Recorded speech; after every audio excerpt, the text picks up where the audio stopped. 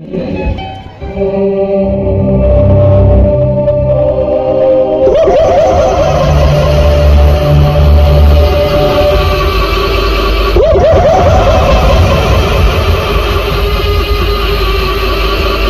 ના, આમાં તો કોઈ ભૂતડી બચ્ચાને જન્મ આપ્યો છે.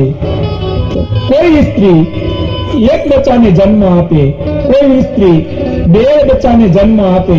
આ ભૂતડી તો 100 બચ્ચાને જન્મ આપે છે. માં, શું? એ તો ભયંકર કહેવાય.